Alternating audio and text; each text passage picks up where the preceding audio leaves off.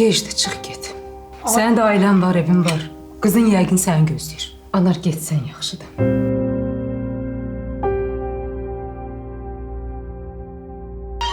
Klinikadan çıxırsan, heç kimə heç nə demirsən. Birbaşa Nigarın yanına gəlirsən. Niyə? Başa düşdü. Mən səni həyatımda görmək istəmirəm. Mən səni ümumiyyətlə görmək istəmirəm. Niyə əl çəkmirsən məndən? Nə istəyirsən? Mən hələ də səni sevirəm. Mən sənin arvadınam. Anar, Murad sənin yanındadır. Yox. Murad yoxdur ortalıqda. Nigar necə yəni yoxdur? Demək, bunlar uzun müddətdir bir yerdədirlər. Ona görə anama ayrılmaq belə çətindir.